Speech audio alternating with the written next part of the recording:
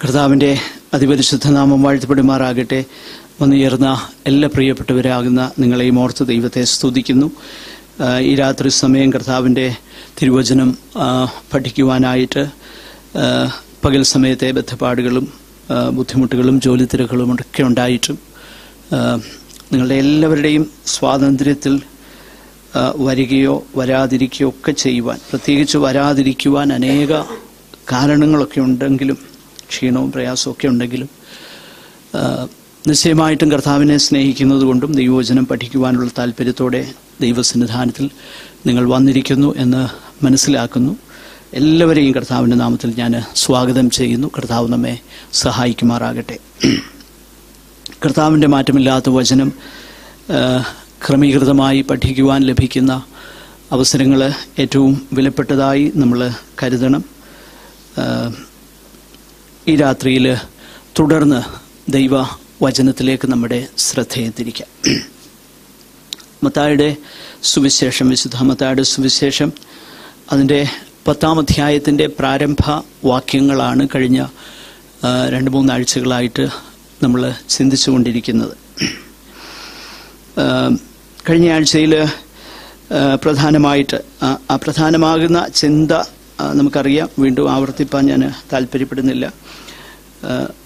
അതായത് കർത്താവിൻ്റെ അധികാരം, അതോറിറ്റി, ആ അധികാരം അതിനെ വിവരിക്കുന്നത് നമ്മൾ അതിൻ്റെ ആ ഇലസ്ട്രേഷൻസ് നമ്മൾ കണ്ടു. അതിൻ്റെ ശേഷം ആ അധികാരം അപ്പോസ്തലന്മാർക്ക് ഡെലിഗേറ്റ് ചെയ്യുന്നതിനെക്കുറിച്ചാണ് 10-ാമത്തെ അധ്യായത്തിൽ നമ്മൾ കാണുന്നത്.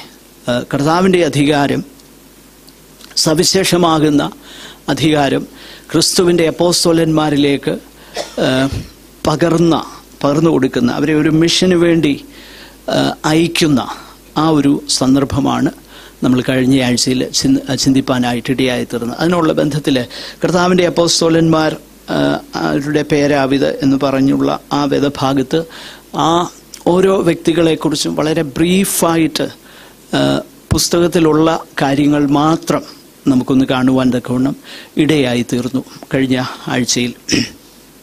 അതിനുള്ള ബന്ധത്തിൽ ഒരു കാര്യം ഒന്ന് സൂചിപ്പിച്ചു പോയതിൻ്റെ ഒരു വിശദീകരണം ഒരാൾ എന്നോട് ആവശ്യപ്പെട്ടിട്ടുണ്ട്. അതൊന്ന് പറഞ്ഞ് അങ്ങ് മുൻപോട്ട് പോകുവാൻ ഞാൻ താല്പര്യപ്പെടുകയാണ്. അപ്പോസ്തലന്മാരെക്കുറിച്ച് പറഞ്ഞപ്പോൾ ഒരു പ്രത്യേക വിഷയം, സുവിശേഷീകരണത്തോടുള്ള ബന്ധത്തിൽ ഞാൻ സൂചിപ്പിച്ച കാര്യം ഒന്നുകൂടൊന്ന് വ്യക്തമാക്കുവാൻ ഒരാൾ ആവശ്യപ്പെട്ടു. അതായത് യോഹന്നാൻ്റെ സുവിശേഷം 1-ാം അധ്യായത്തിൽ ഫിലിപ്പോസും അന്ത്രയോസും ഒക്കെ പറയുന്ന ആ വാക്കുകൾ, ആ 1-2 കാര്യമാണ് ഞാൻ എടുത്തത്. അതായത് പത്രോസിനെ കുറിച്ച് നമുക്ക് പിന്നീട് അറിയാം. പത്രോസിനെ ദൈവം വളരെ ശക്തിയായിട്ട് അനേക ആയിരങ്ങളെ കർത്താവിങ്കിലേക്ക് വിളിപ്പാനായിട്ട്, അല്ലെങ്കിൽ ആ നിലയിൽ സുവിശേഷം പ്രസംഗിപ്പാനുള്ള ഭയങ്കര സവിശേഷമാകുന്ന കഴിവോടെ ദൈവം പത്രോസിനെ ഉപയോഗിച്ചെന്ന് നമുക്കറിയാം. പിന്നീട് നമ്മളത് വായിക്കുന്നുണ്ട്.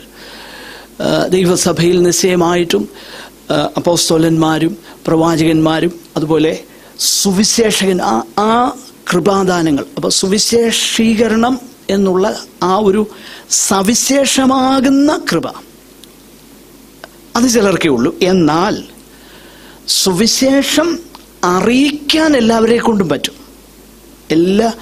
അപ്പോൾ സുവിശേഷീകരണം പ്രത്യേകമാകുന്ന കൃപാദാനമായിട്ട് എന്ന് പറഞ്ഞാൽ പ്രത്യേകമായി സുവിശേഷം പ്രസന്റ് ചെയ്യാൻ പ്രത്യേക കൃപാവരം ലഭിച്ചവരുണ്ട്.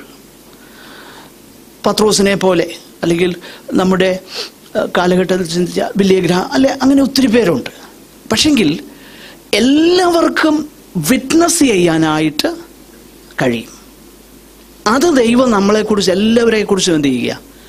ആഗ്രഹിക്കുക. അപ്പോൾ ആ 2 കാര്യം നമ്മളൊന്ന് മനസ്സിലാക്കണം.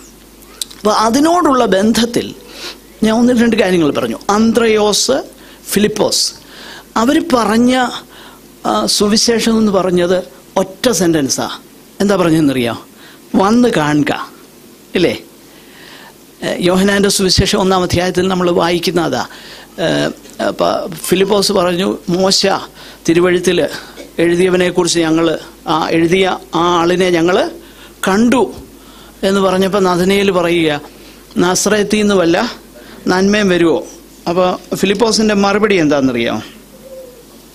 ഫിലിപ്പോസ് അവനോട് വന്ന് കാണുക, അത്രേ പറഞ്ഞുള്ളൂ. അപ്പോൾ ഞാൻ പറഞ്ഞ ആശയം ഇത്രയേ ഉള്ളൂ. വെദർ നമുക്ക് ആ നിലയിൽ അത്ര വളരെ വളരെ അപ്പീലിംഗ് ആയിട്ടുള്ള നിലയിൽ സുവിശേഷം പ്രസംഗിക്കാനുള്ള കഴിവ് അല്ലെ ആ കൃപാദാനം ദൈവം തന്നാലും അല്ല, ഒരു സെന്റൻസേ പറയാനായിട്ട് നമുക്ക് അറിയത്തുള്ളെങ്കിലും ഇതിനെ ഇഫക്റ്റീവ് ആക്കുന്നത്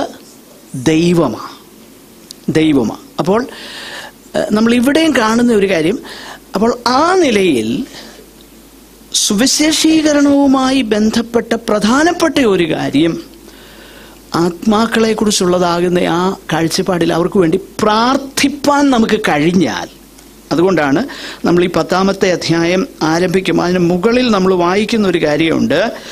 ശിഷ്യന്മാരോട് കൊയ്ത്ത് വളരെയുണ്ട്, സത്യം, വേലക്കാരോ ചുരുക്കം. അപ്പോൾ ഉടനെ കർത്താവ് എന്നാ പറയുന്നേ?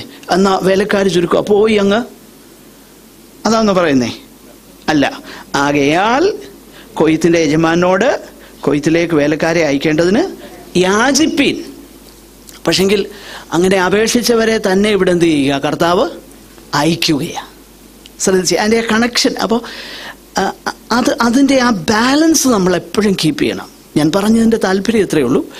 നമ്മൾ എത്ര നന്നായിട്ട് നമുക്ക് സുവിശേഷം പ്രസന്റ് ചെയ്യാൻ കഴിഞ്ഞാലും നമ്മുടെ വാക്ചാതുര്യത്തിലൊന്നും അല്ല ആര് മാനസാന്തരപ്പെടുന്നത്, ജനങ്ങൾ വിടുവിക്കപ്പെടുന്നത്. അതാ ഞാൻ പറഞ്ഞ ആ ഒരു കാര്യം ഒന്ന് വിശദീകരിപ്പാൻ എന്നോട് ആവശ്യപ്പെട്ടതുകൊണ്ട് ഞാനത് പറഞ്ഞു. അപ്പോൾ നമ്മുടെ എന്ന് പറഞ്ഞ് നമുക്ക് സുവിശേഷം പറയാൻ ഏതെല്ലാം മീൻസ് നമുക്ക് ഉപയോഗിക്കാമോ അതെല്ലാം ഉപയോഗിക്കാം, അതെല്ലാം വേണം. പക്ഷേ അതിലല്ല ഒരു വ്യക്തി കർത്താവിനെ അറിയുന്നത്, ദൈവമാണ് ആ വ്യക്തിയിൽ പ്രവർത്തിക്കുന്നത്. ആ നിലയിൽ പ്രാർത്ഥന എന്നുള്ളത് വളരെ ഇമ്പോർട്ടൻ്റ് ആണ് എന്നുള്ള കാര്യം നമ്മൾ മനസ്സിലാക്കണം. മാത്രമല്ല, നമുക്ക് അത്രയും വലിയ ആ സുവിശേഷീകരണം എന്നുള്ള കഴിവില്ലെങ്കിൽ ഒറ്റ വാക്കിൽ വന്ന് കാണുക, അല്ലെ ഒരാളെ ഒരു കൂട്ടായ്മയിലേക്ക് വന്ന് കേൾക്കുക, അല്ലെ ഇതൊക്കെ ആകാം ഒരു പക്ഷേ ഒരുവനെ കർത്താവിലേക്ക് നയിക്കുന്ന. ആ വിറ്റ്നസ്സിങ്ങിനുള്ള അവസരം നമ്മൾ എന്ത് ചെയ്യരുത്, നഷ്ടമാക്കരുത്. അതെപ്പോഴും വളരെ പ്രാധാന്യത്തോട് നമ്മൾ മനസ്സിലാക്കണം. എന്നോട് ആ വിശദീകരണം ചോദിച്ചയാൾ ഇപ്പം ഇല്ല, പിന്നീട് അത് തൃപ്തികരമായി എന്ന് ഞാൻ കരുതുക. അപ്പോൾ സുവിശേഷീകരണം ഏതെല്ലാം നിലയിൽ നമുക്ക് പറയുവാനായിട്ട് കഴിയുമോ ആ മീൻസ് എല്ലാം നമ്മൾ ഉപയോഗിക്കണം. എന്നാൽ അതേ സമയം തന്നെ ഒരു വാക്കിലേ പറയാനേ കഴിഞ്ഞുള്ളെങ്കിലും, ദീർഘമായിട്ട് പറയാൻ അവസരം അതിനുള്ള കഴിവുണ്ടെങ്കിലും എല്ലാം അൾട്ടിമേറ്റ്ലി ദൈവത്തിൻ്റെ പ്രവൃത്തിയാൽ മാത്രമേ ഒരുവൻ രക്ഷിക്കപ്പെടുന്നുള്ളൂ. എന്നാൽ നമ്മളാവോളം അതിൽ നമ്മൾ ശ്രദ്ധാലുക്കളാകുവാനായിട്ട് ദൈവം നമ്മെ പിന്നെയും സഹായിക്കട്ടെ. ആ ഒരു വലിയ കാഴ്ചപ്പാടോടെ കർത്താവിൻ്റെ സാന്നിധ്യത്തിൽ ആയിരിക്കാൻ, ദൈവസന്നിധാനത്തിൽ പ്രാർത്ഥിപ്പാനൊക്കെ ദൈവം നമുക്കിടയാക്കട്ടെ എന്ന് ഞാൻ ആഗ്രഹിക്കുന്നു, പ്രാർത്ഥിക്കുന്നു. കഴിഞ്ഞ ആഴ്ചയിൽ നമ്മൾ പറഞ്ഞു നിർത്തിയ സ്ഥലത്ത് നിന്ന് തുടങ്ങുവാനാണ് ഞാൻ താല്പര്യപ്പെടുന്നത്. അത് ഒരു അല്പം കോംപ്ലിക്കേറ്റഡ് ആയിട്ടുള്ള ഒരു വിഷയമാണ്. എങ്കിലും അതിനെക്കുറിച്ചൊക്കെ നമ്മൾ ചിന്തിച്ചിട്ടുണ്ടാകും എന്നുള്ളതുകൊണ്ട് വേദപുസ്തകത്തിൽ നിന്ന് അതിനൊരു വിശദീകരണം നൽകാനായിട്ട് ഞാൻ താല്പര്യപ്പെടുകയാണ്. കഴിഞ്ഞ ആഴ്ചയിൽ ഞാൻ അതൊന്ന് പറഞ്ഞു. നമ്മൾ ഓരോ അപ്പോസ്തലന്മാരെ കുറിച്ചും ചിന്തിച്ചു. ആ 12 അപ്പോസ്തലന്മാരിൽ ഏറ്റവും അവസാനം പറഞ്ഞിരിക്കുന്നയാളുടെ പേര് യേശുവിനെ കാണിച്ചു കൊടുത്ത ഇസ്കരിയോത്ത യൂദ. ലൂക്കോസ് 6:16 ലൂക്കോസ് രേഖപ്പെടുത്തുന്നത് ദ്രോഹിയായി തീർന്ന ഇസ്കരിയോത്ത യൂദ എന്നിവർ തന്നെ. അപ്പോൾ ഈ വേദഭാഗം വായിക്കുമ്പോൾ അതിനെക്കുറിച്ച് കഴിഞ്ഞ ആഴ്ചയിലും ഒരു പ്രിയപ്പെട്ടവൻ എന്നോട് പറഞ്ഞു, അതായത് ഇപ്പോൾ കർത്താവിനെ കാണിച്ചു കൊടുക്കാൻ വേണ്ടി യൂദായെ കർത്താവ് തിരഞ്ഞെടുത്തില്ലായിരുന്നേൽ ക്രൂശീകരണം എങ്ങനെ നടക്കും? അപ്പോൾ ക്രൂശീകരണം നടന്നില്ലേ, വീണ്ടെടുപ്പ് എങ്ങനെ നടക്കും? അപ്പോൾ യൂദായെ എന്തിനു വേണ്ടിയിട്ട് അവനെ ദൈവം തിരഞ്ഞെടുത്തു? എന്തിനു വേണ്ടി? കർത്താവിനെ ഒറ്റിക്കൊടുക്കുക. അപ്പം അവിടെ വരുന്നൊരു വലിയ പ്രശ്നം, അൾട്ടിമേറ്റ്ലി യൂദായെ കർത്താവിന് ന്യായം വിധിക്കാൻ പറ്റുമോ?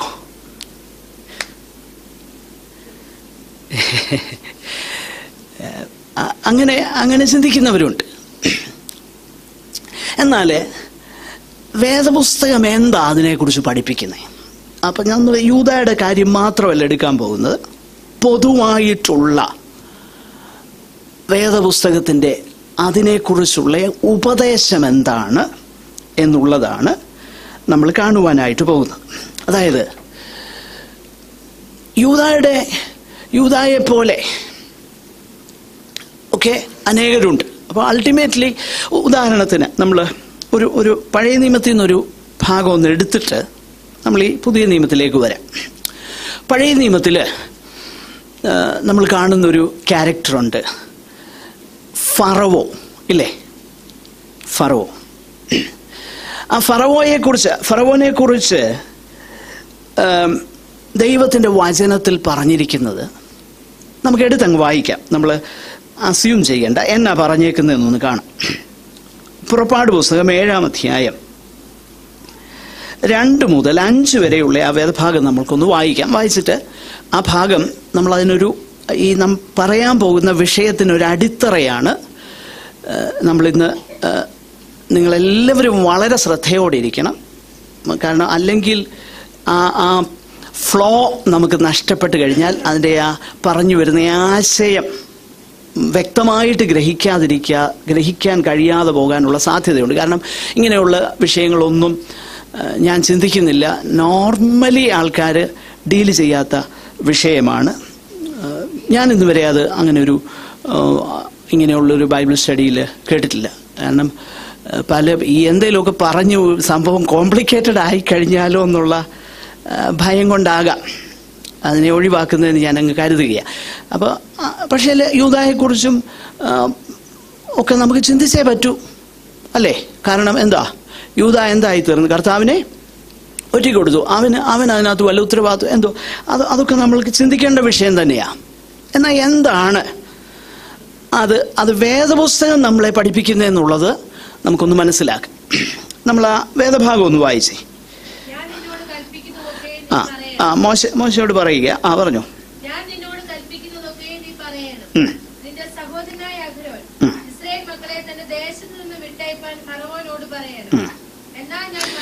ശ്രദ്ധിക്കണം. എന്നാൽ ഞാൻ ഫറവോന്റെ ഹൃദയം കഠിനമാക്കും. എന്നിട്ട് താഴോട്ട് നമ്മൾ വായിക്കുക. പെരുക്കും. ഫറവോൻ നിങ്ങളുടെ വാക്ക് കേൾക്കുകയില്ല. അപ്പൊ ഫറവോൻ നിങ്ങളുടെ വാക്ക് കേൾക്കാതിരിക്കുന്നത് എന്തുകൊണ്ടാ? അപ്പൊ ഫറവോൻ നിങ്ങളുടെ വാക്ക് കേൾക്കുകയില്ലെന്ന് ഇവിടെ പറഞ്ഞത് കാരണം അതിന്റെ കാരണം ഞാൻ അവന്റെ ഹൃദയം എന്ത് ചെയ്യാൻ പോവാ? കഠിനമാക്കാൻ പോവുക. ഓക്കെ, ഇനി അടുത്ത്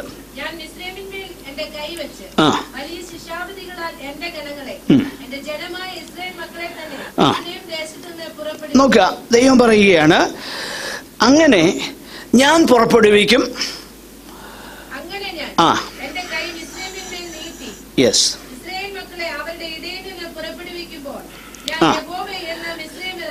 നോക്കുക. അപ്പോൾ ഇവിടെ നമുക്ക് വളരെ വ്യക്തമായിട്ട് കർത്താവ് പറയുന്ന ഒരു കാര്യം, ഒന്ന്, ഇത് എൻ്റെ പ്ലാനാ.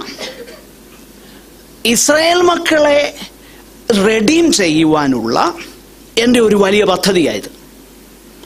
ആ റിഡംഷനിലൂടെ ഞാൻ എൻ്റെ നാമം മഹത്വീകരിക്കാനായിട്ട് പോവുകയാണ്. അത് പിന്നീട് പല വേദഭാഗങ്ങളിൽ പറയുന്നുണ്ട്. അതായത് എൻ്റെ മഹത്വത്തിന് വേണ്ടിയിട്ടാണ് ഞാൻ അവരെ എന്ത് ചെയ്തത്, അവിടെ നിന്ന് പുറപ്പെടുവിച്ചതെന്ന് വേദപുസ്തകത്തിൽ പല വേദഭാഗത്ത് നാം കാണുന്നുണ്ട്. അപ്പോൾ ദൈവം തൻ്റെ മഹത്വത്തിനായി ഈ ഇസ്രായേൽ മക്കളെ റെഡീം ചെയ്യുക. എന്നാൽ അങ്ങനെ ചെയ്യുമ്പോൾ ദൈവം മോശയോട് പറയുക, ഞാൻ ഫറവോന്റെ ഹൃദയം കഠിനമാക്കും. എന്നിട്ട് ഫറവോൻ നിങ്ങളുടെ വാക്ക് കേൾക്കുകയില്ലെന്നും നിങ്ങളുടെ ഹൃദയം കഠിനമാക്കും, ഫറവോന്റെ ഹൃദയം ഞാൻ കഠിനമാക്കും, അത് നിമിത്തം ഏറ്റവും അവസാനം ഗത്യന്തരമില്ലാതെ അവരെ വിട്ടയച്ചപ്പോഴും വേദപുസ്തകത്തിൽ എഴുതിയേക്കുക, ഫറവോന്റെ ഹൃദയം കഠിനമായതുകൊണ്ട് അവനെന്ത് ചെയ്ത് ഇവരെ പിന്തുടർന്നു. അൾട്ടിമേറ്റ്ലി ഫറവോനെയും സൈന്യത്തെയും ദൈവം എന്ത് ചെയ്തു, ന്യായം വിധിച്ചു. അപ്പൊ ആ പിക്ചർ ക്ലിയറാ. അതായത് തൻ്റെ ജനത്തെ അവിടെ നിന്ന് വീണ്ടെടുത്തു. ഭയങ്കര ആ റിഡംറ്റീവ് പർപ്പസ് എന്നുള്ളത് അവിടുത്തെ മഹത്വത്തിന് വേണ്ടിയിട്ട്. അതിനെതിരായിട്ട് വന്ന ഫറവോയെ അവൻ്റെ ഹൃദയം കഠിനമാക്കി.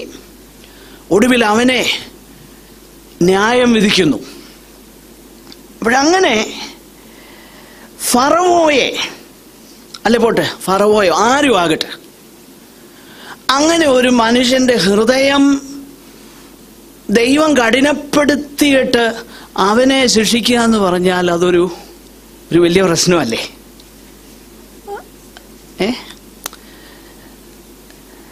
അപ്പൊ അങ്ങനെയാണെങ്കിൽ നമുക്ക് അതൊന്ന് വിശദമായിട്ടൊന്ന് ചിന്തിക്കേണ്ട വിഷയം. ഈ ദൈവം ഹൃദയം കഠിനമാക്കുക എന്നുള്ളത് ഏതർത്ഥത്തിലാണ് വേദപുസ്തകത്തിൽ ഉപയോഗിച്ചിരിക്കുന്നത്? അത് നമ്മളൊന്ന് മനസ്സിലാക്കേണ്ടിയിരിക്കുന്നു.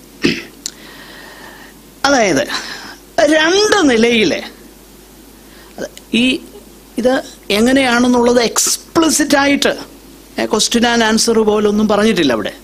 പക്ഷേ നമ്മൾ വേദപുസ്തകത്തിൻ്റെ മുഴുവൻ ടീച്ചിങ്ങും ക്രോഡീകരിക്കുമ്പോഴാണ് ആ കാര്യം നമുക്ക് വ്യക്തമാകുന്നത്. രണ്ട് നിലയിലാണ് കഠിനമാക്കാൻ പറ്റുന്നത്. ഒന്ന്, ഇപ്പോൾ നമ്മുടെ ആരുടെയും ഇപ്പോൾ എക്സിൻ്റെ ഹൃദയം ദൈവം കഠിനമാക്കുക എന്ന് പറയുമ്പോൾ, അല്ലെ ഫറവോയുടെ ഹൃദയം ദൈവം കഠിനമാക്കുന്നു എന്ന് പറയുമ്പോൾ, അതിനെ വിശദീകരിക്കാനായിട്ട് ഈ ഞാനീ പറയുന്ന പദം വേദപുസ്തകത്തില്ല ഇല്ല, പക്ഷെ ആശയമുണ്ട് എന്ന് പറഞ്ഞാൽ ഈ പദം വേദപുസ്തകത്തിലുണ്ട്, പക്ഷെങ്കിൽ ഇതിനോട് ബന്ധപ്പെടുത്തി ഇതുപോലെ എഴുതിയേക്കല്ല, ആ ആശയമുണ്ട്. എന്നാൽ ഞാൻ അതൊന്ന് വിശദീകരിച്ച് പെട്ടെന്ന് മുൻപോട്ട് പോയി ചില വേദഭാഗങ്ങൾ ചൂണ്ടിക്കാണിച്ച് ഈ വിഷയം ഞാൻ അവസാനിപ്പിക്കാനാണ് താല്പര്യപ്പെടുന്നത്. അപ്പോൾ കഠിനമാക്കുക എന്ന് പറഞ്ഞു കഴിഞ്ഞാൽ രണ്ട് നിലയിലുണ്ട്. ഒന്ന്, അതിനെ വിശദീകരിക്കാനായിട്ട് ഉപയോഗിച്ചിരിക്കുന്ന ഒരു പദം ആക്റ്റീവ് ഹാർഡനിങ് ഓഫ് ഹാർട്ട്.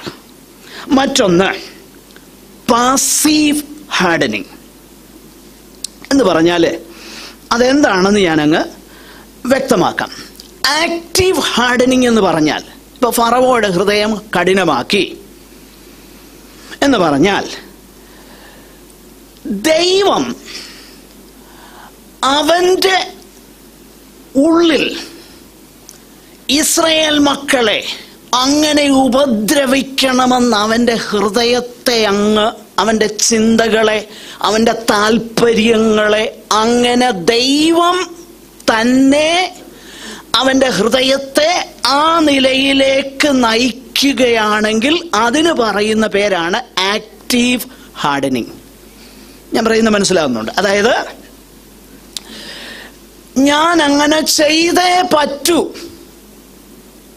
എന്ന് ദൈവം എൻ്റെ ഹൃദയത്തിൽ എന്നെ അങ്ങ് കൺട്രോൾ ചെയ്യുക. മനസ്സിലാവുന്നുണ്ടോ? ഞാൻ അങ്ങനെ ചെയ്യണം, അത് ദൈവത്തിൻ്റെ പ്രേരണയാണ്. പിന്നെ എനിക്ക് വേറെ വഴിയില്ല. ഉണ്ടോ? എനിക്ക് വേറെ വഴിയില്ല. കാരണം എന്താ? ദൈവം എൻ്റെ ഹൃദയത്തിൽ ആ ഈവിള് തരികയാ, എന്നിട്ട് പറയാ ചെയ്യാൻ. അപ്പൊ പിന്നെ എനിക്ക് വേറെ വഴിയില്ല. അങ്ങനെയാണെങ്കിൽ എൻ്റെ ഹൃദയം അങ്ങനെ കഠിനമായതിൻ്റെ ഉത്തരവാദി. പക്ഷെ അവിടെ ഒരു പ്രശ്നമുണ്ട്. അങ്ങനെ വരുമ്പോൾ പാപം ചെയ്യാനുള്ള, തെറ്റ് ചെയ്യാനുള്ള പ്രേരണ എനിക്ക് ദൈവത്തിങ്കൽ നിന്ന് കിട്ടിയെന്ന് വരും. അതൊരിക്കലും വേദപുസ്തകം അനുവദിക്കുന്നില്ല. ഞാൻ ആദ്യം പറഞ്ഞ കാര്യം മനസ്സിലായോ? അതായത് 2 നിലയിൽ കഠിനപ്പെടുത്താമെന്ന് പറഞ്ഞു. ഒന്ന്, ആക്റ്റീവ് ഹാർഡനിങ്. ദൈവം എൻ്റെ ഹൃദയത്തിൽ എനിക്ക് ആ ഇൻക്ലൈനേഷൻ, ആ തെറ്റ്, ആ പാപം ചെയ്യാൻ വേണ്ടി, അല്ലെ ഇസ്രായേൽ മക്കളെ മുടിക്കാനായിട്ട് എനിക്കങ്ങ് ഭയങ്കര താല്പര്യം, എന്നിലില്ലാതിരുന്ന ഒരു താല്പര്യം. മനസ്സിലാക്കണം, എന്നിൽ ആ താല്പര്യം ഇല്ലായിരുന്നു. പക്ഷെ ദൈവം എന്ത് ചെയ്യുക?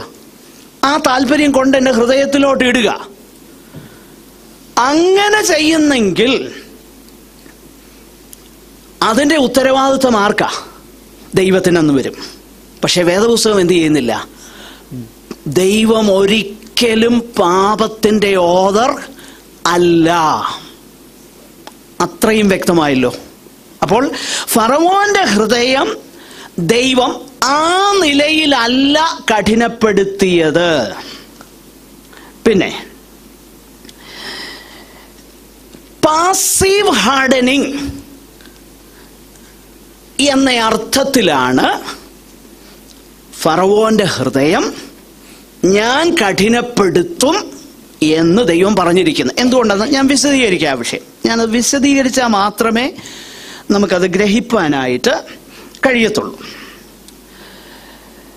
അതായത് പാസീവ് ഹാർഡനിങ് എന്ന് പറഞ്ഞാൽ എൻ്റെ ഹൃദയത്തിൽ അല്ല, മനുഷ്യന്റെ എല്ലാവരുടെയും ഹൃദയത്തിൽ, ഈ ഭൂമിയിൽ മനുഷ്യനായി പിറന്നവരുടെ എല്ലാവരുടെയും ഹൃദയത്തെക്കുറിച്ച് ദൈവം പറയുന്ന ഒരു ജഡ്ജ്മെന്റ് ഉണ്ട്.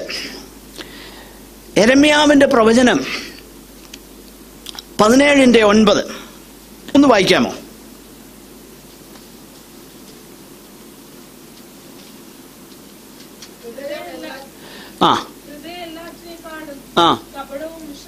നോക്കുക. അപ്പൊ അത് മനുഷ്യന്റെ ഹൃദയം ഓൾറെഡി എന്താ? കപടവും. It is already there.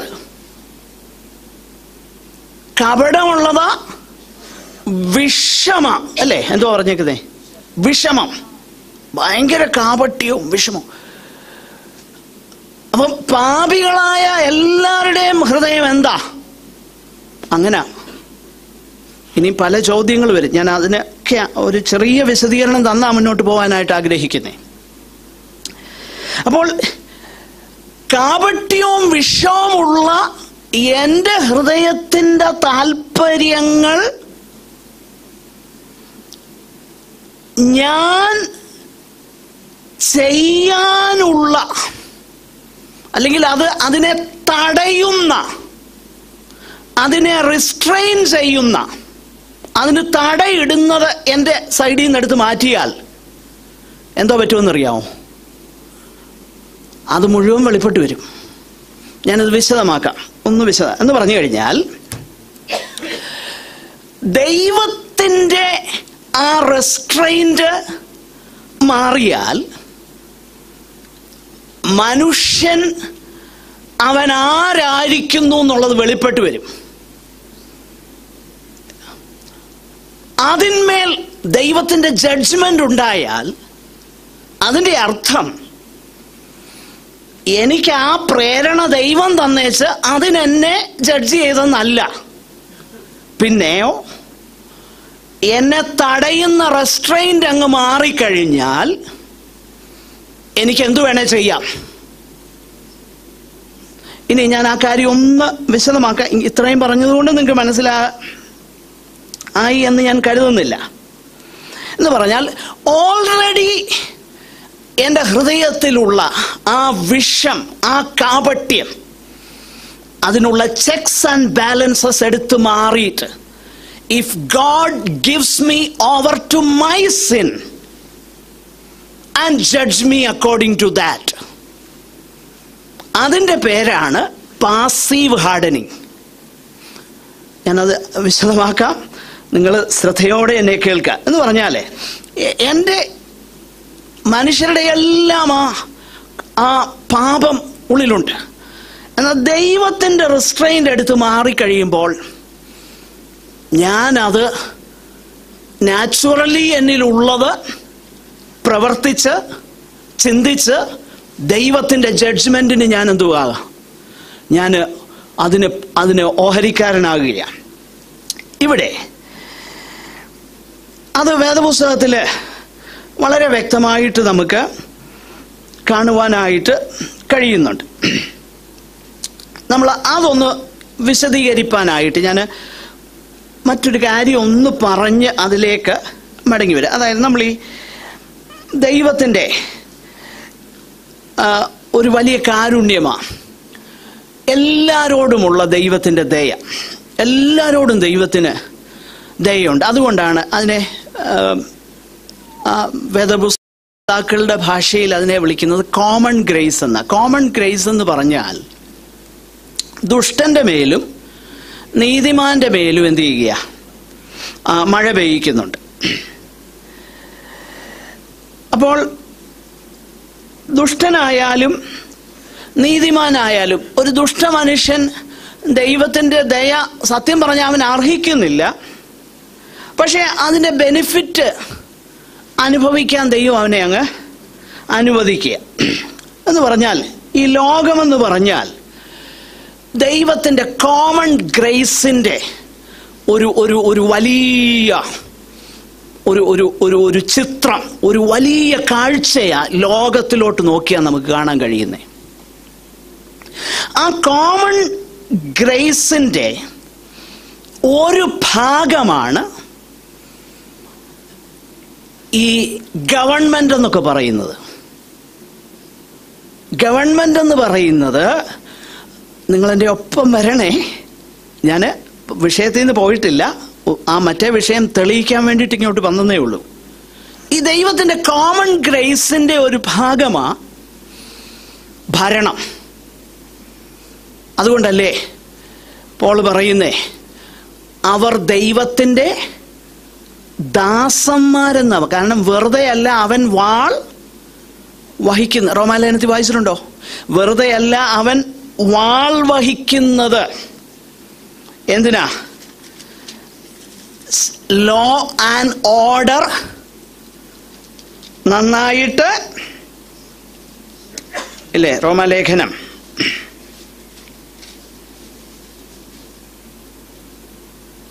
അതിൻ്റെ 13-ാം അധ്യായം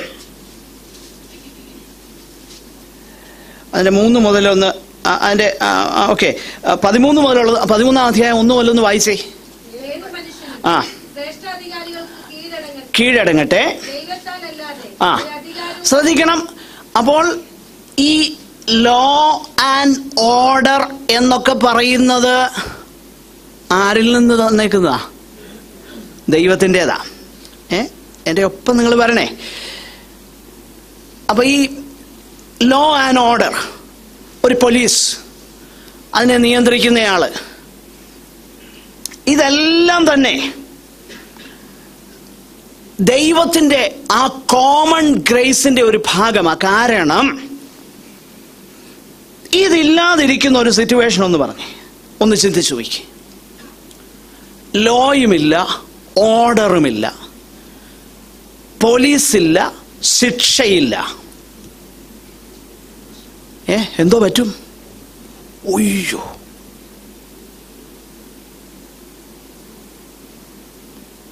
ഞാൻ എന്തോ ചെയ്താലും, വേറൊരുത്തനെ പിടിച്ചു പറിച്ചാലും, അവനെ കൊന്നാലും ജയിലിൽ പോകത്തില്ല, എന്നെ ആരും ഒന്നും ചെയ്യാനുമില്ല. എന്ത് സംഭവിക്കും? നോക്കിയേ, ആ റെസ്ട്രെയിന്റ് ഒന്ന് മാറിയാ മതി. ഏത് റെസ്ട്രെയിന്റ്? ദൈവം വെച്ചിരിക്കുന്ന റെസ്ട്രെയിന്റ് മാറിക്കഴിയുമ്പോൾ എൻ്റെ ഹൃദയത്തിൻ്റെ, ഞാൻ പറയുന്നത് മനസ്സിലാവുന്നുണ്ടോ? അപ്പോഴതാണ് ദൈവത്തിൻ്റെ കൃപയെന്ന് ഞാൻ പറഞ്ഞത്. ഭരണങ്ങളും അധികാരങ്ങളും ലോ ആൻഡ് ഓർഡർ ഇതെല്ലാം ദൈവത്തിൻ്റെ കോമൺ ഗ്രേസിൽ ദൈവം വെച്ചേക്കുന്നതാണ് എന്ന് പറഞ്ഞാൽ to keep evil in check. അപ്പോൾ ദൈവത്തിൻ്റെ കൃപയാലാണ് മനുഷ്യൻ അവൻ്റെ ദുഷ്ടത അതിൻ്റെ ഫുൾ എക്സ്റ്റെൻഡിൽ നമ്മളാരും കാണുന്നില്ല. സാധാരണഗതിയിൽ അത് കാണാത്തതിൻ്റെ കാരണം ദൈവം അതിനെ റെസ്ട്രെയിൻ ചെയ്യുന്നത് കൊണ്ടാണ്. മനസ്സിലാക്കണം. എന്നാലും അവിടെ ഇവിടെയും എന്ത് ചെയ്യുന്നുണ്ട്? വരുന്നുണ്ട്. നമ്മൾ വായിക്കുന്ന സംഭവങ്ങളൊന്നും ചിന്തിച്ചേ. മനുഷ്യന്റെ ഹൃദയം ഇറ്റ് ഈസ് ഡെസ്പെറേറ്റ്ലി വിക്കഡ് എന്ന് വേദപുസ്തകം പറഞ്ഞേക്കുന്നത് എത്ര സത്യമാണ് അല്ലേ? അത് ദൈവം അവനെ കൊണ്ട് ജയിച്ചതല്ല. പിന്നെന്താ? ദൈവം അവനെ കൊണ്ട് ജയിച്ചതല്ല. കാരണം മനുഷ്യന്റെ പാപം അത്ര വിക്കഡാ. അപ്പോൾ ആ പാപഹൃദയത്തിന്റെ, ആ ദുഷ്ടഹൃദയത്തിന്റെ എക്സ്പ്രഷൻ വരുവാനായിട്ട് ദൈവത്തിന് പുതിയ കാര്യമൊന്നും നമ്മളിലേക്ക് കൊണ്ടുവരേണ്ട കാര്യമില്ല. It is already there. Wickedness, evil, അത് മനുഷ്യന്റെ ഹൃദയത്തിൽ ഉണ്ട്. അതൊന്ന് പുറത്തു വരാൻ മനുഷ്യന്റെ ഫ്രീഡത്തിന്റെ റെസ്ട്രിക്ഷൻ, സ്വാതന്ത്ര്യത്തിന് വെച്ചേക്കുന്ന റെസ്ട്രിക്ഷൻസ് എടുത്തൊന്ന് മാറ്റി വെച്ചാൽ മതി. അന്നേരം അത് വെളിപ്പെട്ട് വരും. ഫ്രീഡം കൊടുത്താൽ മതി, പവർ കൊടുത്താൽ മതി. അത് കൊടുത്തു കഴിയുമ്പോൾ എന്ത് സംഭവിക്കും? അവൻ്റെ വിക്കഡ്നെസ് പുറത്തേക്ക് വരും. ഇനിയും ഫറവോന്റെ കേസിൽ എന്നാ സംഭവിച്ചതെന്നറിയാം? ഫറവോന്റെ കേസിൽ അവൻ ഒരേകാധിപതിയായിരുന്നു. ഇനി ഫറവോന്റെ കാലം എടുക്കണ്ടല്ലോ. ഈ കഴിഞ്ഞ നൂറ്റാണ്ട് എടുത്താൽ മതിയല്ലോ.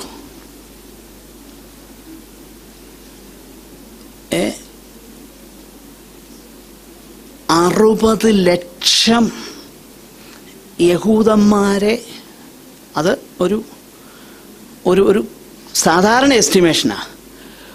ഒരു കരുണയില്ലാതെ ഗ്യാസ് ചേമ്പറിലിട്ട് പുഴുങ്ങാൻ ഈ കഴിഞ്ഞ നൂറ്റാണ്ടിൽ ഒരു മനുഷ്യന് കഴിഞ്ഞു. ആരാന്നറിയാമോ? ഹിറ്റ്ലർ. ഒരു ദയയില്ലായിരുന്നു. അതുപോലെ പലരുണ്ടല്ലോ. അവർക്കെല്ലാം ഉണ്ടായിരുന്ന ഒരു സവിശേഷതയുണ്ട്. എന്നാന്നറിയാമോ? അവരോട് ചോദിക്കാൻ ആരും ഇല്ലായിരുന്നു. അവർക്ക് സമ്പൂർണ്ണ അധികാരമായിരുന്നു. എന്തും ചെയ്യാം എന്ന് പറഞ്ഞാൽ, ഒരു അൺലിമിറ്റഡ് ആയിട്ടുള്ള ഒരർത്ഥത്തിൽ പറഞ്ഞാൽ പവർ, അധികാരം. അത് വന്നു കഴിഞ്ഞപ്പോൾ അവരെന്ത് ചെയ്തു? അവരുടെ ഹൃദയം വളരെ വിക്കഡായി. അതിനൊരു അതിനെ തടയുന്ന ഒന്നുമില്ല. അതങ്ങ് മാറ്റി. ഇതാണ് ഫറവോന്റെ കേസിൽ സംഭവിച്ചത്. എന്ന് പറഞ്ഞാൽ ഫറവോന്റെ ഹൃദയത്തിൽ ഒരു പുതിയ പാപപ്രവൃത്തി ഒന്നും ഇട്ടുകൊടുക്കേണ്ട ആവശ്യമില്ല. ഓൾറെഡി അവിടെ ഉണ്ട്. എന്നാൽ അവനെ റെസ്ട്രെയിൻ ചെയ്തുകൊണ്ടിരുന്ന ആ കരം ഒന്ന് നീക്കിയപ്പോൾ അതെന്താണെന്ന് വെളിപ്പെട്ടി വന്നു. സത്യത്തിൽ ഇതാണ് ഫറവോനിൽ സംഭവിച്ചത്. എന്ന് പറഞ്ഞാൽ ദൈവം അവനെ ആക്റ്റീവായിട്ട് ഇത് ചെയ്യാനുള്ള പ്രേരണ കൊടുക്കുകയല്ലായിരുന്നു. ഇത് ഓൾറെഡി അവൻ്റെ ഹൃദയത്തിൽ ഉണ്ടായിരുന്നു. അതിനുള്ള സാഹചര്യം ഒത്തു വന്നപ്പോൾ അവൻ ചെയ്യാൻ തുടങ്ങി. ഇതാ സംഭവിക്കുന്നത്. അപ്പോൾ ഇതാണ്. അപ്പോൾ ആ റെസ്ട്രെയിൻ ഒന്ന് മാറിക്കഴിഞ്ഞപ്പം അവൻ്റെ ഹൃദയത്തിൽ ഓൾറെഡി ഉണ്ടായിരുന്ന ആ ഈവിൾ ഇൻക്ലൈനേഷൻസ് തന്നെ കാര്യങ്ങൾ ചെയ്യാൻ തുടങ്ങി. ഇതാണ് സത്യത്തിൽ മനുഷ്യൻ്റെ ജീവിതത്തിൽ സംഭവിക്കുന്നത്. ദൈവം അവനങ്ങ് ഫ്രീഡം കൊടുക്കുക. ഇത് തന്നെയാണ് ദൈവവചനത്തിൽ ഉടനീളം നമ്മൾ കാണുന്നത്. അപ്പോൾ അങ്ങനെ വരുമ്പോൾ യൂദാ ഇസ്കരിയോത്താവ് ഒരു ഡിവൈൻ മാനിപ്പുലേഷന്റെ വിക്ടിം അല്ല എന്നുള്ളത് നമ്മൾ മനസ്സിലാക്കണം. അതായത് യേശു കർത്താവിനെ ഒറ്റിക്കൊടുക്കണമെന്ന് ദൈവം അവന്റെ ഹൃദയത്തിൽ തോന്നിപ്പിച്ചതല്ല. കാരണം ദൈവം അവനെ മാനിപ്പുലേറ്റ് ചെയ്ത് നീ പോയി ഒറ്റിക്കൊടുക്കാൻ പറഞ്ഞു കഴിഞ്ഞാൽ കുറ്റം അവൻ്റേതല്ല, ആരുടേതാ? ദൈവത്തിൻ്റെതാ. ഞാൻ പറയുന്നത് മനസ്സിലാകുന്നുണ്ടല്ലോ. അപ്പോൾ ഒരു ഡിവൈൻ മാനിപ്പുലേഷൻ നടത്തി യൂദാ കർത്താവിനെ ഒറ്റിക്കൊടുക്കുകയല്ലായിരുന്നു. നേരെ മറിച്ച് യൂദാ കർത്താവിനെ ഒറ്റിക്കൊടുത്തത് എന്തിനാണെന്ന് വേദപുസ്തകം വളരെ വ്യക്തമായിട്ട് എഴുതിയിട്ടുണ്ട്. എന്തിനു വേണ്ടിയിട്ടായിരുന്നറിയോ? 30 കാശ് വേണമായിരുന്നു, അത്രേ ഉള്ളായിരുന്നു. പൈസ വേണമായിരുന്നു. കാരണം ഞാൻ ചിന്തിക്കുന്നത്, എൻ്റെ ഒരു ഭാവനയാ, നിങ്ങളത് ഭാവനയായിട്ട് മാത്രം എടുത്താൽ മതി. യൂദാ അതിനു മുമ്പ് എത്രയോ കർത്താവിൻ്റെ അത്ഭുതങ്ങൾക്ക് സാക്ഷ്യം വഹിച്ചിട്ടുണ്ട്, ഇല്ലേ? അതിനു മുൻപ് കർത്താവിനെ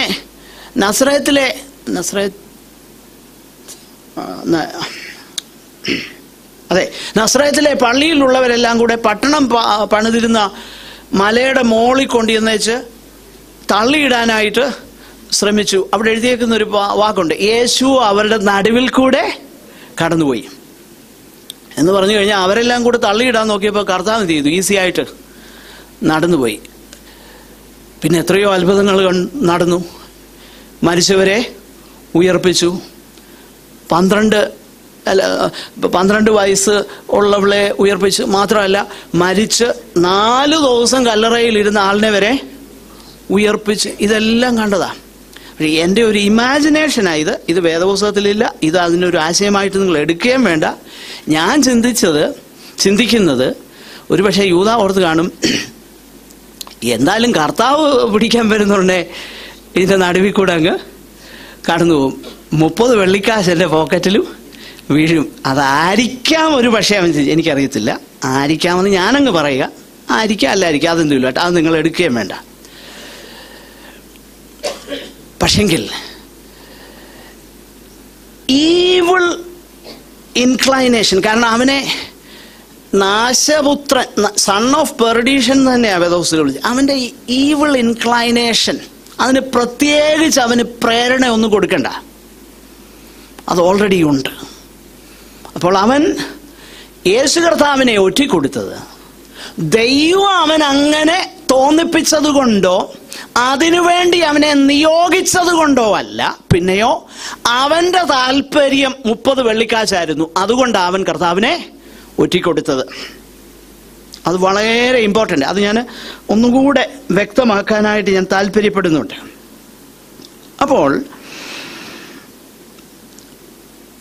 അതിലൂടെ മറ്റൊരു കാര്യം സംഭവിച്ചു. അതായത് മനുഷ്യന്റെ ഈവിൾ ഇൻക്ലൈനേഷൻസ് പോലും ദൈവത്തിന് അവിടുത്തെ ആ വീണ്ടെടുപ്പിന്റെ പദ്ധതിയെ പൂർത്തീകരിപ്പാൻ ഉപയോഗിപ്പാനായി കഴിയും. എന്ന് പറഞ്ഞാൽ യൂദാ ഒറ്റിക്കൊടുത്തു, അത് നിമിത്തം കർത്താവ് ക്രൂശിലേറി. മനുഷ്യന്റെ ഇന്റൻഷൻ ഈവിളായിരുന്നു, മനുഷ്യൻ ഈവിൾ ചെയ്തു. പക്ഷെ മനുഷ്യൻ ചെയ്ത ഈവിള് പോലും ദൈവത്തിന്റെ പദ്ധതിയെ പരാജയപ്പെടുത്താൻ ആ ഈവിളിനും കഴിയത്തില്ല എന്നുള്ളതിന്റെ തെളിവാണ് നമ്മൾ ക്രൂശിൽ കാണുന്നത്. കാരണം അപ്പോസ്തല പ്രവൃത്തി, അപ്പോസ്തലന്മാർ ഈ കാര്യം ഭയങ്കര ഉറപ്പായിട്ട് വിശ്വസിച്ചിരുന്ന കാര്യമാണ്. അത് 2 വാക്യം ഒന്ന് വായിക്കാം. അപ്പോസ്തലപ്രവൃത്തി 2:23, 4:27, 28.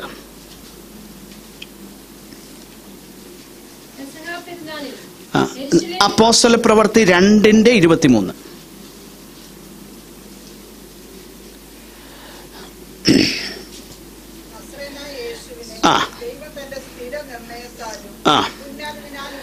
നോക്കി ശ്രദ്ധിക്കണം.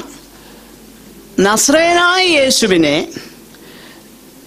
ദൈവം തന്റെ സ്ഥിരനിർണയത്താലും മുന്നറിവിനാലും ഏൽപ്പിച്ചിട്ട്, എന്നിട്ട് അവരോട് പറയുക, നിങ്ങൾ അവനെ അധർമ്മികളുടെ കയ്യാൽ തറപ്പിച്ചു കൊന്നു എന്ന് പറഞ്ഞാൽ you have a responsibility. You cannot absolve yourselves of that responsibility.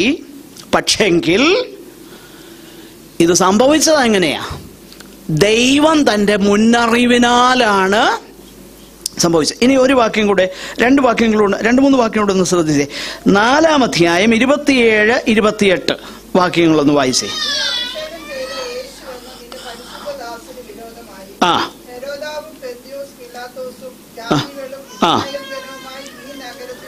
ഒന്നിച്ചുകൂടി അവരൊന്നിച്ചുകൂടി യെസ്.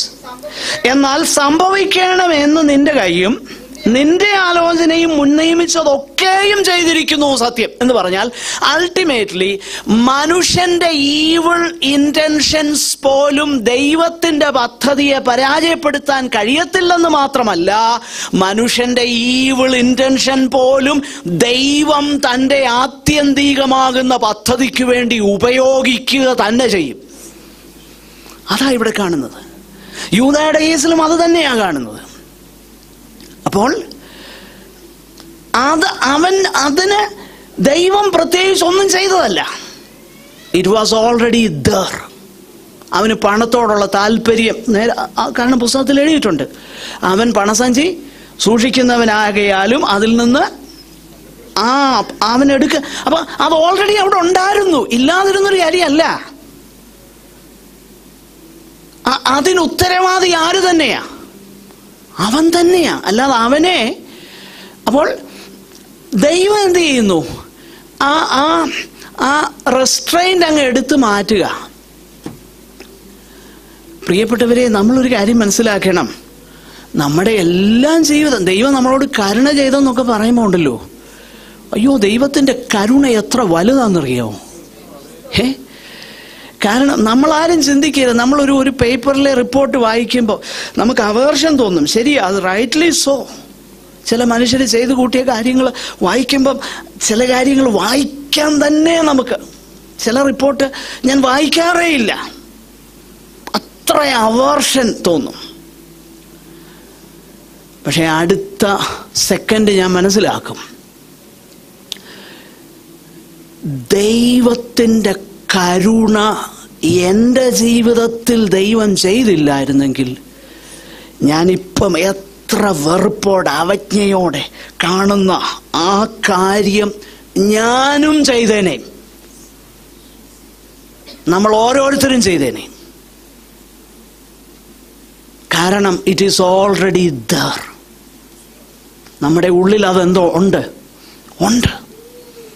ദൈവത്തിൻ്റെ കരുണയാ നമ്മെ കീപ്പ് ചെയ്യുന്നത്.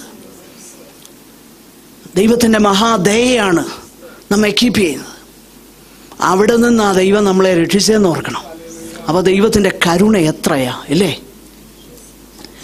അപ്പൊ യൂദായ ദൈവം മാനിപ്പുലേറ്റ് ചെയ്തതൊന്നുമല്ല. It was already there. അവൻ കർത്താവിനെ ഒറ്റിക്കൊടുത്തത് അവന് 30 വെള്ളിക്കാശ് വേണമായിരുന്നു, അതുകൊണ്ടാ. ആകട്ടെ, ഒരു വേദഭാഗം കൂടെ ഒന്ന് ചൂണ്ടിക്കാണിച്ച്, കാരണം അത് ദൈവം, അതായത് ദൈവം ഒരു മനുഷ്യനോട് കരുണ ചെയ്തില്ലെങ്കിൽ അവനേത് നിലയിലായി പോകാമെന്നുള്ളത് മനസ്സിലാക്കാനായിട്ട് 1-2 വേദഭാഗങ്ങളൊന്ന് ഞാൻ ചൂണ്ടിക്കാണിക്കുക. അതായത് സാക്ഷാൽ നമ്മൾ ചിന്തിക്കും, യേശു കർത്താവിൻ്റെ കാലത്ത് നമ്മളുണ്ടായിരുന്നത് നമ്മളാരും ഇങ്ങനെ ആകുകയില്ലായിരുന്നെന്ന്. വെറുതെയാ. അല്ല, യേശു കർത്താവിനെ കണ്ടവർക്ക് നമ്മളെക്കാളും കൂടുതൽ അഡ്വാൻറ്റേജ് ഉണ്ടായിരുന്നു. അതും വെറുതെയാ. ഒരു അഡ്വാൻറ്റേജും ഇല്ലായിരുന്നു. അവർക്കും നമുക്കും എല്ലാം ഒരു അഡ്വാൻറ്റേജേ ദൈവം തന്നുള്ളൂ നമ്മെ രക്ഷിക്കുന്നതിൽ. കാരണം മിശിഹ മുന്നേ വന്നു നിന്നിട്ടും അവർക്ക് വിശ്വസിക്കാൻ കഴിഞ്ഞില്ല. യോഹന്നാൻ 6:36 ഒന്ന് വായിച്ചേ.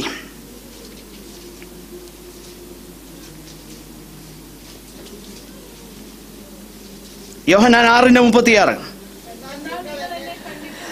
നോക്കണം. ആരാ? എന്നാൽ നിങ്ങൾ എന്നെ കണ്ടിട്ടും എന്ത് ചെയ്യുന്നില്ല, വിശ്വസിക്കുന്നില്ല എന്ന് ഞാൻ നിങ്ങളോട് പറഞ്ഞു. Man in his sinfulness he cannot believe. അതായത് കർത്താവ് ചെയ്ത അത്ഭുത പ്രവർത്തികളെല്ലാം കണ്ടു, അനുഭവിച്ചു. മിശിഹ ആ ഫ്ലഷിൽ അവരുടെ മുന്നേ നിൽക്കുക. പക്ഷെ അവരെന്ത് ചെയ്തില്ല എന്ന് പറഞ്ഞാൽ, മനുഷ്യൻ അവന്റെ ഈവിളിൽ ദൈവം അവനെ വിട്ടാൽ അവന് രക്ഷയില്ല. എന്നാ അടുത്ത വാക്യം ഒന്ന് ശ്രദ്ധിച്ചേ. ആ വാക്യം അതിന്റെ അടുത്തത്, പിതാവ് എനിക്ക് തരുന്നതൊക്കെയും എൻ്റെ അടുക്കൽ വരും. എൻ്റെ അടുക്കൽ വരുന്നവനെ നോക്കണം. അതാ വിഷയം. എന്തുകൊണ്ടാ നമ്മൾ കർത്താവിൻ്റെ അടുക്കൽ വരുന്നത്? പിതാവ് നമ്മളെ പുത്രന് കൊടുക്കാനായിട്ട് നമ്മളോട് കരുണ തോന്നിയത് കൊണ്ടാ. കാരണം മോളി പറഞ്ഞേക്കുക, ഞാൻ ഈ ചെയ്തത് എന്നെ കണ്ടിട്ടും നിങ്ങൾ എന്ത് ചെയ്യുന്നില്ല, കണ്ടിട്ടും വിശ്വസിക്കുന്നില്ല. പക്ഷേ കാണാതെ വിശ്വസിക്കാം. അതിന് കാരണക്കാരനാരാ? ദൈവം. ദൈവം കനിയുമ്പോഴാ. അതാ നോക്കണം. അപ്പോൾ ദൈവത്തിൻ്റെ മഹാകരുണയാ നമ്മുടെ ജീവിതത്തിൽ എന്നുള്ളത് നമ്മൾ തിരിച്ചറിയണം. ഇനിയും യോഹന്നാന്റെ സുവിശേഷം, നമ്മൾ യൂദയുടെ കാര്യം പറഞ്ഞ് ഞാനങ്ങ് അവസാനിപ്പിക്കാനായിട്ട് താല്പര്യപ്പെടുക. അപ്പോൾ മനുഷ്യന്റെ ഈവിൾ ഡിസയേഴ്സ് ആണ് മനുഷ്യന്റെ പ്രശ്നം. അതുകൊണ്ടാണ് ഒരു പ്രധാനപ്പെട്ട വാക്യം കൂടെ ഒന്ന് ചൂണ്ടിക്കാണിച്ച് ഞാൻ അവസാനിപ്പിക്കാം. 1-2 കാര്യങ്ങളൂടെ ഞാൻ പറയാം. ഈ യൂദായുടെ കേസിലെ ഒരു കാര്യം നിങ്ങളൊന്ന് ശ്രദ്ധിക്കണം. അതായത് യോഹന്നാന്റെ സുവിശേഷം 18-ാം അധ്യായത്തിൽ ഇത്രയും പറഞ്ഞ കാര്യങ്ങൾ ഏകദേശം ഒക്കെ നിങ്ങൾക്ക് മനസ്സിലായെന്നാണ് എൻ്റെ ചിന്ത. മനസ്സിലായില്ലെങ്കിലും കുഴപ്പമില്ല. ഫർദർ വീണ്ടും അതിനെക്കുറിച്ച് സ്റ്റഡി ചെയ്യുമ്പോൾ നിങ്ങൾക്ക് മനസ്സിലാവും. എനിക്കും അങ്ങനെയൊക്കെ ആ കാര്യങ്ങൾ മനസ്സിലായത്. ആകട്ടെ, ഞാൻ ഇതിനെക്കുറിച്ചൊക്കെ ചിന്തിച്ചു. ഇവിടെ യൂദ പട്ടാളത്തെയൊക്കെ കൂട്ടി അവരുടെ അടുക്കൽ വരുന്നു. കർത്താവും ശിഷ്യന്മാരും ഉള്ള ഗതസമനയിലേക്ക് വരുന്നു. യോഹന്നാന്റെ സുവിശേഷം 18. ഉടനെ 4-ാമത്തെ വാക്യത്തിലേക്ക് വരുമ്പോൾ 18:4 ഒന്ന് വായിച്ചേ. നോക്ക, യേശു തനിക്ക് നേരിടുവാനുള്ളതെല്ലാം അറിഞ്ഞു പുറത്തു ചെന്നു. നിങ്ങൾ ആരെ തിരയുന്നു എന്ന് അവരോട് ചോദിച്ചു. ശ്രദ്ധിക്കണം. നസ്രയനാകുന്ന യേശുവിനെ എന്ന് അവരുത്തരം പറഞ്ഞു. അടുത്തത്, അത് ഞാൻ തന്നെ. ഇവിടെ കാണിച്ചു കൊടുക്കാനായിട്ട് ആര് വന്നേക്കുക? യൂദാ വന്നേക്കുക. യൂദാ കാണിച്ചു കൊടുക്കാനായിട്ട് വരുമ്പോൾ യേശു ഇങ്ങോട്ട് ഇറങ്ങി വന്നേച്ചു പറയുക, ആരെയാ തരയുന്നേ? നസ്രയനാകുന്ന യേശുവിനെയാണല്ലോ. അത് ഞാൻ തന്നെ.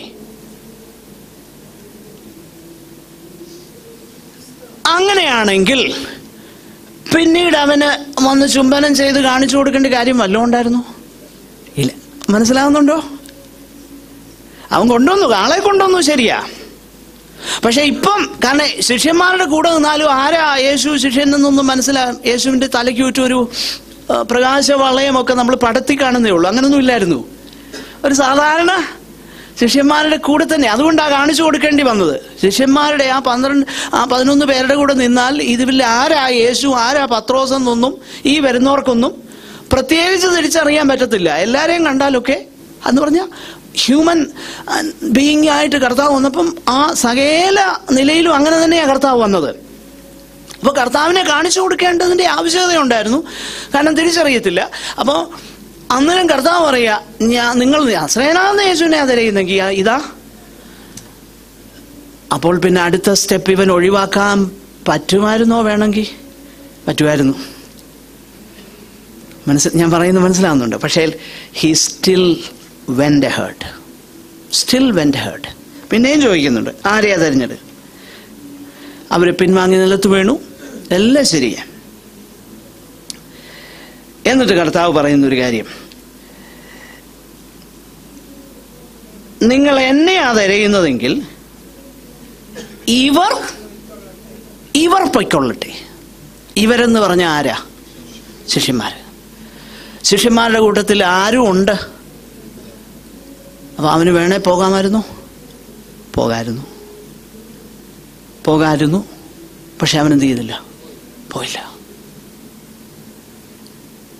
അപ്പൊ ദൈവം അവനെ മാനിപ്പുലേറ്റ് ചെയ്തതല്ല, അവന്റെ താല്പര്യമായിരുന്നു. അവന് വേണ്ടത് എന്തായിരുന്നു? പൈസ, പണം. പ്രിയപ്പെട്ടവരെ, അതാ യൂദായുടെ കേസിൽ സംഭവിച്ചത്. അല്ലാതെ നമ്മൾ പലരും പറയുന്ന പോലെ യൂദായെ ഒറ്റ കൊടുക്കാനായിട്ട് വെച്ചു, അതുകൊണ്ട് അല്ലായിരുന്നു. അങ്ങനല്ല വേദവസനം പഠിപ്പിക്കുന്നത്. ഇനി എൻ്റെ ഒരു ബോട്ടം ലൈനൂടെ പറഞ്ഞ് ഞാൻ അവസാനിപ്പിക്കാം. മനുഷ്യൻ തെറ്റ് ചെയ്യാൻ ദൈവം പ്രത്യേകിച്ച് അവനെ പ്രേരിപ്പിക്കുകയൊന്നും വേണ്ട. അവൻ്റെ തെറ്റ് ചെയ്യാൻ അവനെ അങ്ങ് അനുവദിച്ചാൽ മതി. തീർന്നു, ഫിനിഷ്. അവൻ ശിക്ഷയ്ക്ക് യോഗ്യനായി തീരുകയാണ്. അങ്ങനെ തന്നെ അതാണ് അവനെ ഗിവിങ് അപ്പ്. അതുകൊണ്ടാണ് റോമാലേഖനം 1-ാം അധ്യായത്തിൽ കാണുന്നത്, ദൈവം അവരെ ഏൽപ്പിച്ചു. അവർ അവമാന രാഗങ്ങളിൽ അവരെ എന്ത് ചെയ്തു? ഏൽപ്പിച്ചു. It is already there. God gave them over to that. അത്രയേ ഉള്ളൂ. ഈവിൾ ഇങ്ങനെയാ. ദൈവം ആ റെസ്ട്രെയിന്റ് അങ്ങ് മാറ്റുന്നു, അത്രേ ചെയ്യുന്നുള്ളൂ. മനുഷ്യന്റെ എല്ലാ അവസ്ഥ ഇതാ. അവിടെയാണ് ദൈവം നമ്മെ രക്ഷിച്ചതിൻ്റെ ആ വലിയ കരുണ നമ്മൾ ഓർത്ത് ദൈവത്തിന് നന്ദി കരയേറ്റതുണ്ട്. ദൈവം രക്ഷിച്ചില്ലായിരുന്നെങ്കിൽ നമ്മളും ഇതിലപ്പുറമൊക്കെ ആയിപ്പോൾ. അതുകൊണ്ടാണ് വേദപുസ്തകത്തിൽ, വെളിപ്പാട് പുസ്തകത്തിൽ വെളിപ്പാട് പുസ്തകം 22:11 അതിങ്ങനെയാ, അനീതി ചെയ്യുന്നവൻ ഇനിയും അനുചേരെ, അഴുക്കുള്ളവൻ ഇനിയും അഴുക്കാകട്ടെ. അവനിൽ അഴുക്ക് ഓൾറെഡി ഉണ്ട്. ലെറ്റ് ഹിം, അവൻ അഴുക്കാകട്ടെ. നീതിമാൻ ഇനിയും നീതി ചെയ്യട്ടെ. വിശുദ്ധൻ ഇനിയും തന്നെ വിശുദ്ധീകരിക്കട്ടെ. നോക്കിയേ, ഇറ്റ് ഈസ് ഓൾറെഡി ദർ. അതങ്ങ് ആ റെസ്ട്രെയിൻറ്റ് മാറിയാൽ മതി. അത് മാറിക്കഴിയുമ്പോൾ എന്താണെന്നുള്ളത് വെളിപ്പെട്ടു വരികയാണ്. ഇതാണ് മനുഷ്യൻ്റെ കേസിൽ സംഭവിക്കുന്നത്. എന്ന് പറഞ്ഞാൽ ദൈവത്തിൻ്റെ ഒരു നീതിയും, ദൈവം നീതിമാനാണ്, എന്നും നീതിമാനാണ്, എപ്പോഴും നീതിമാനാണ്. ഇനി എൻ്റെ ഒരു മറുവശം കൂടെ ഞാൻ പറയാം. ലോകത്തിൽ ആരെയും ദൈവം രക്ഷിച്ചില്ലെങ്കിലും ദൈവം നീതിമാനാണ്.